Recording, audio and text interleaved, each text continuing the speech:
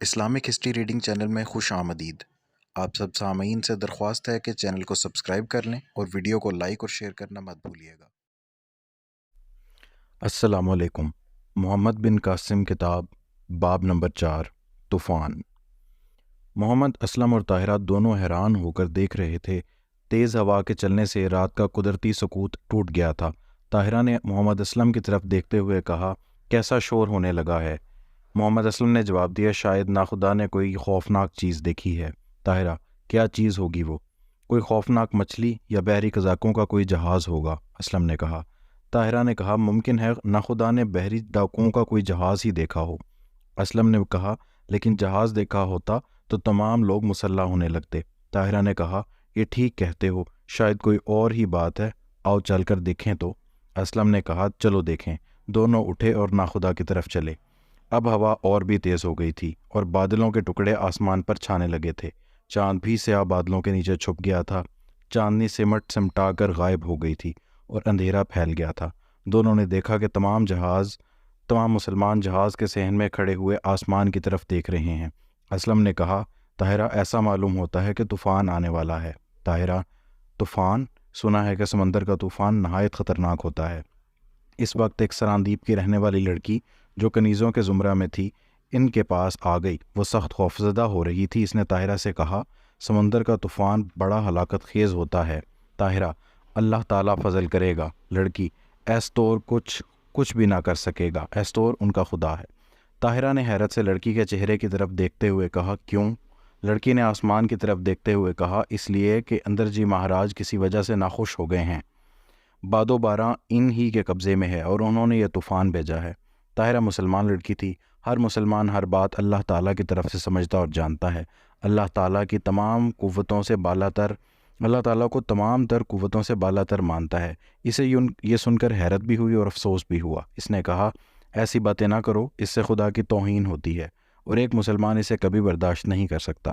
اللہ نے ہر چیز کو پیدا کیا ہے اور وہی ہر چیز پر قادر ہے۔ لڑکی نے کہا، مگر طوفان اندرجی مہاراج نے اٹھایا ہے اور اسے وہی دور کر سکتے ہیں۔ طاہرہ نے کہا، نہیں، سوچو، جب ہر چیز خدا کی پیدا کی ہوئی ہے تو وہی اس پر قادر ہے۔ کوئی چیز بغیر اس کے حکم کے حرکت نہیں کر سکتی۔ لڑکی نے کہا، مسلمانوں کا تو یہی عقیدہ ہے، مگر ہم ہندو یہ سمجھتے ہیں کہ ہمارے اوتاروں کو بھی بڑی قوت حاصل ہے اور وہ اس قوت سے جب چاہیں دنیا والوں کو پریشان اور دکھ دے سکتے ہیں۔ طاہرہ نے کہا، لیکن اگر تمہارا ایشور نہ چاہے تب بھی؟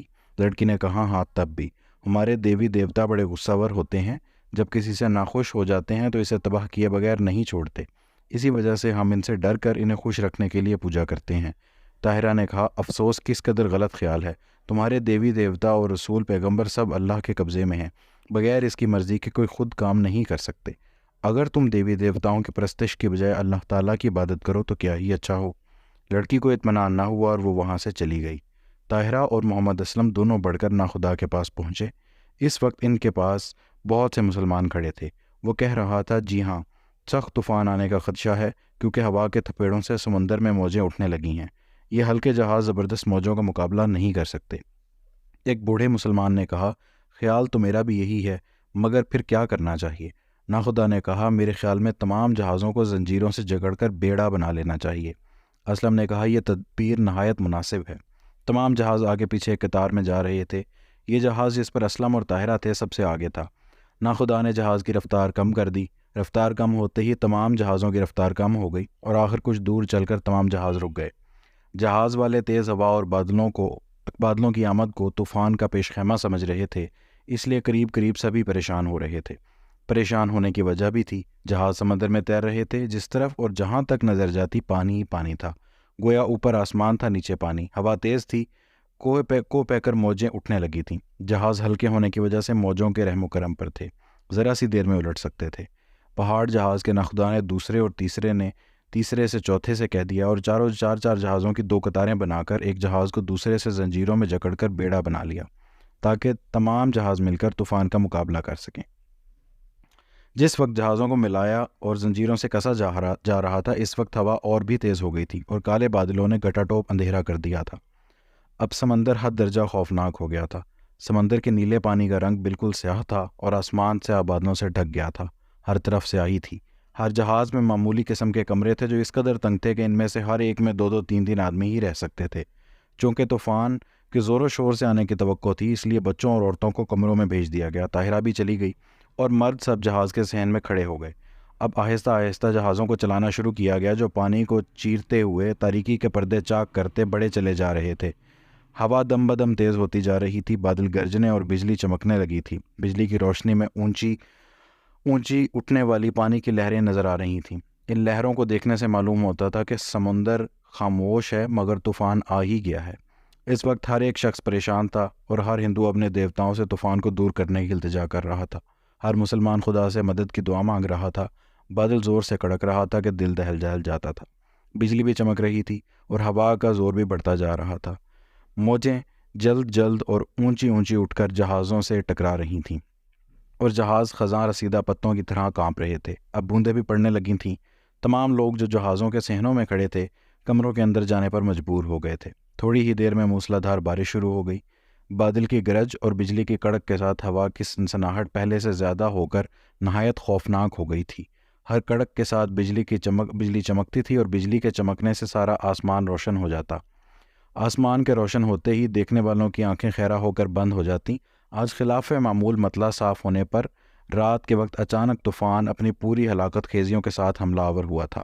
بچے خوف و دہشت سے کانپ رہے تھے، ماؤں کی گودوں میں چھپے بیٹھے تھے، اور جن بدنصیبوں کی مائیں نہ تھیں وہ سہمے کھڑے تھے۔ اس قافلے کے ساتھ بہت سے ایسے بچے بھی تھے جن کے والدین انتقال کر چکے تھے اور وہ انہی مسلمانوں کو ہی اپنا ماں باپ سمجھ سکتے تھے۔ مسلمان بھی انہیں بالکل اپنے بیٹوں کی طرح سمجھتے تھے۔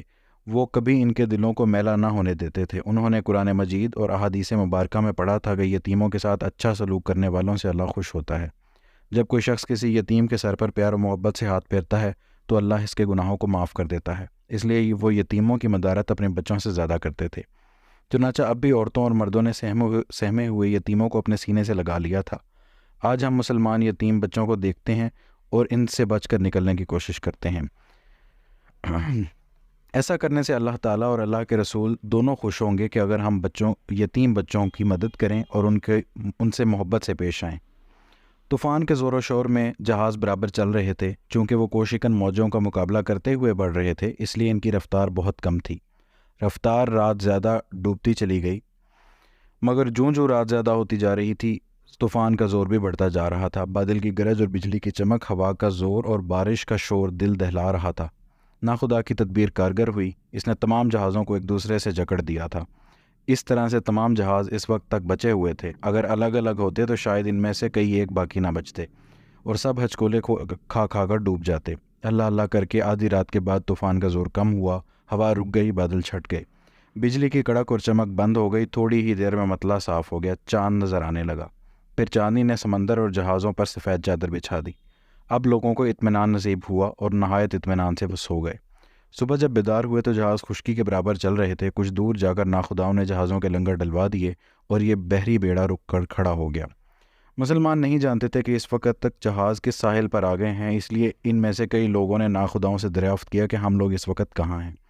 ناخداؤں نے جواب دیا سندھ کی مشہور بندرگاہ دیبل پر آ گئے ہیں، اور ساتھ ہی انہوں نے یہ بھی کہا کہ رات کے طوفان کا مقابلہ کرنے کی وجہ سے جہاز شکستہ ہو گئے ہیں اور ان کی مرمت نہایت ضروری ہے، اس لیے سب لوگ ساحل پر اتر جائیں۔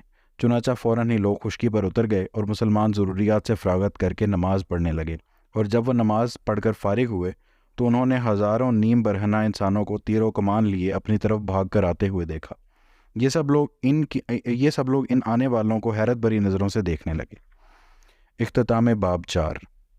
اگلی ویڈیو تک کے لیے اجازت دیجیے۔ اپنا بہت خیال رکھیے گا اور چینل کو سبسکرائب کرنا اور ویڈیو کو لائک اور شیئر کرنا مت بھولیے گا۔ اللہ حافظ۔